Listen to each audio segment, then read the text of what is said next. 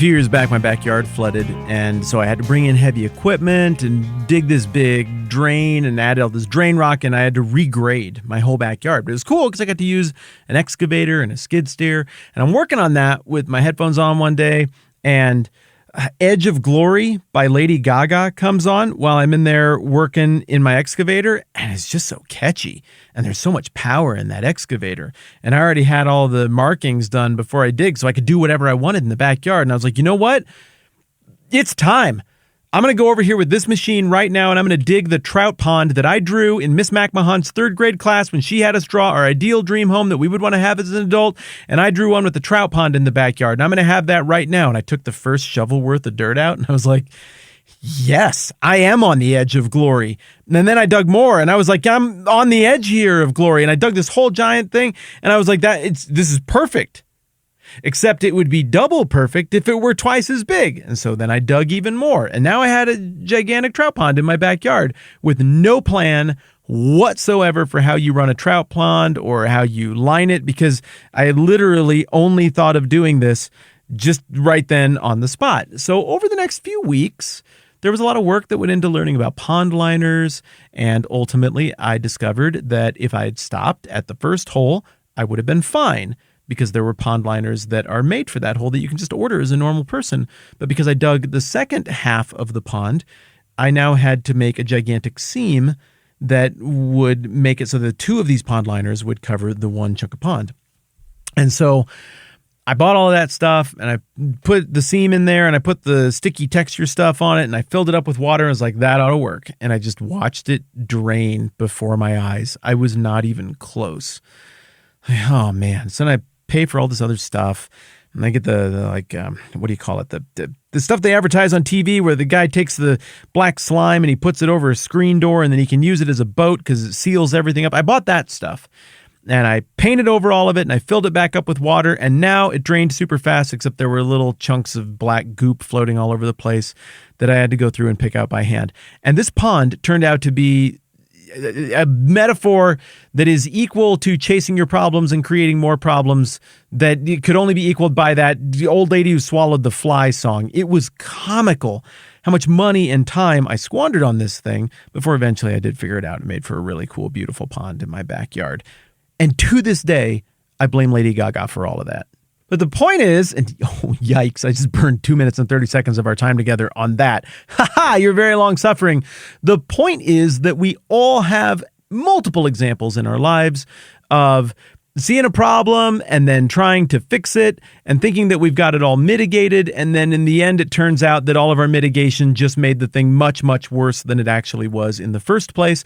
And in Matthew chapter 12, Jesus rounds out this massive flow of thought that could be argued to arc all the way back into Matthew chapter 11. He rounds out all of it by describing a situation like that as it pertains to people thinking they have their soul cleaned up and tidied up and rid of the evil spirits, the demons that they're dealing with. And then it turns out that despite all of that seemingly effective mitigation, things are actually worse than they were in the first place.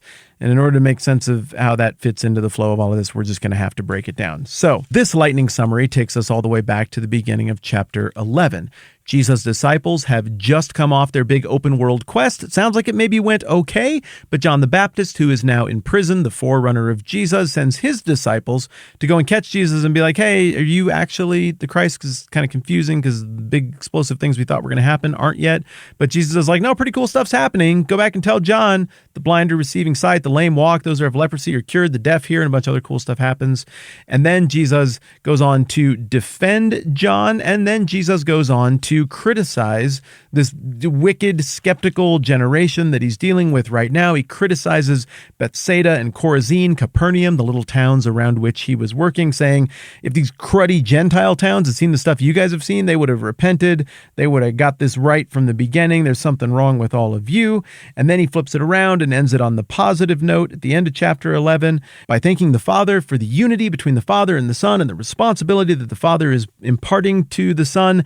And then he concludes chapter 11 much the same way he concludes chapter 9 with a statement of pity on these very frustrating crowds, the very frustrating people of this generation by saying, "Come to me, all you who are weary and burdened, and I will give you rest. Take my yoke upon you and learn from me, for I'm gentle and humble in heart, and you'll find rest for your souls, for my yoke is easy and my burden is light." Very next thing after this nice comment, it's two ugly Sabbath controversies with the religious leaders. They decide that they can't win at that kind of fight, so they're just going to murder Jesus. Jesus strategically withdraws. People follow him out there. There's a demon-possessed man they bring to him. Jesus heals him. The guy's blindness and muteness and demonness goes away. The people are like, "You're probably the Messiah." The Pharisees are like, "You're probably in league with Satan." Jesus shoots down their stupid argument, calls them a brood of vipers, says they have ugly stuff within them that is boiling to the surface. This happens in front of everybody. The Pharisees try to save face by saying, "What? Oh no, sorry, our bad. No, just show us a sign, please." And Jesus is like, Did we not just do a sign like 1 second ago?" And he calls them a wicked and adulterous generation. So we're back to that same language of chapter 11 about there's something wrong with the mindset of these people. And he talks about how that wicked and adulterous generation demands a sign, but they're not going to get any sign except the sign of Jonah, which is this preview of Jesus' death and his resurrection. And then he pivots from Jonah to the town Jonah went to, Nineveh, saying the people of Nineveh are going to stand up and judge you all who are here right now because the preaching of Jonah was vastly inferior to what you're hearing in me, and they got it. And the queen of the south, the queen of Sheba, she'll be there to condemn you as well because she sought out Solomon's wisdom and understood things from that, and you're hearing something much wiser right now.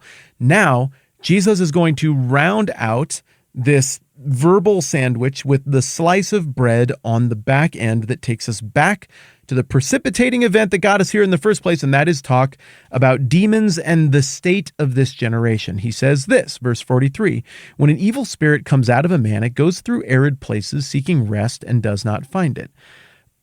Okay, so maybe this is something everybody knew. Maybe this was news to them. My guess is this would have sounded like common knowledge to the original audience that when evil spirits get cast out, they go somewhere. We have an example of them going into some pigs earlier in Matthew, but where do they go if they don't get sent into pigs? I guess just out to the desert or something? So, okay. Then it says, then it, the evil spirit that is, says, "I will return to the house I left." When it arrives, it finds the house unoccupied, swept clean, and put in order. Okay, house here is clearly a metaphor for the individual who has been delivered from demonic possession, and now their life is in order, stuff looks good, their metaphorical house is all tidied up, and that just makes it way tidier and prettier for the evil spirit, I guess. And Jesus says, then it goes and takes with it 7 other spirits, more wicked than itself, and they go in and live there. And the final condition of that man is worse than the first. And there we come full circle to what I was talking about in my 19-minute introduction about my stupid trout pond and the Lady Gaga song. The point of which, again, is that we've all tried to mitigate very ugly things, thought we got it figured out, and then later figure out that all we did was make it way worse than it was in the first place. At least on one level, the idea that Jesus is communicating and what he's speaking to harkens all the way back to what happens earlier in chapter 12, where he's pointing out that, hey, you Pharisees, you cast out demons too. Now, who do you cast those out by? Is it by God? Or when you cast them out, is it by Satan like you accused me of? And on the one level, I think that hearkening back suggests that Jesus is intoning that their exorcisms are not efficacious and that this religious act that symbolizes their effectiveness and their authority as spiritual people and spiritual leaders is actually specious, and that though it might look like they've mitigated the problem, they haven't mitigated the problem. All they've done is exacerbated the problem, both when it comes to a literal evil spirit and a metaphorical evil spirit or spiritual failure in general. Then Jesus rounds out the passage saying, that is how it will be with this wicked generation. So on a second level, it would seem that Jesus is rounding out the larger 2-chapter thought, which is his condemnation of the failure of the thought processes of this entire place and time in the world. And if that's the case, you could argue on the one hand that Jesus' thought there and his condemnation of this wicked generation is a rounding out of the second half of Matthew chapter 12, or you could make the case that this goes all the way back to his conversation with John the Baptist and the rebuke that he gives the crowd who's hanging out there when he says stuff like, to what can I compare this generation? They're like children sitting in the marketplace and calling out to others. We played the flute for you and you didn't dance. We sang a dirge and you didn't mourn. It feels like that same demanding, I want a sign, I want you to do it this way thing that Jesus is taking apart verbally in Matthew chapter 11 that he's again taking apart verbally in Matthew chapter 12. So structurally, what we've got here is either two parallel sets of thoughts, one that is more targeted, as we discussed yesterday, at the larger wicked generation, the mindset, the culture, and the second of which is more targeted specifically at the religious leadership, or it could be argued this is all one big flow of thought, and that maybe you could even make a case for Matthew having a sixth big speech around which his book is built, that being whatever we call this thing, the condemnation of the wicked generation and its leaders speech, maybe, in Matthew chapters 11 and 12. What I'm finding in this thing that you and I are building together is that at times we get into really fun narrative. This guy said this, that lady said that, this guy said that kind of storytelling stuff, and it's dramatic and it's fun. And other times, I suppose we're trying to get more into Matthew, the author's head, to try to see what we can glean from what he's doing here editorially and structurally. What I find is days like today, where we've got narrative and prose, and we're trying to understand what Matthew is doing structurally. These conversations can get a little bit heady and a little bit challenging, but hopefully it's rewarding, even if it takes a little bit longer to digest. And if you do need to digest it further, put this thing on again when you're on the treadmill later or on the commute back home and process further. You can go and let me know on the subreddit what you make of all of this too. I'd enjoy that.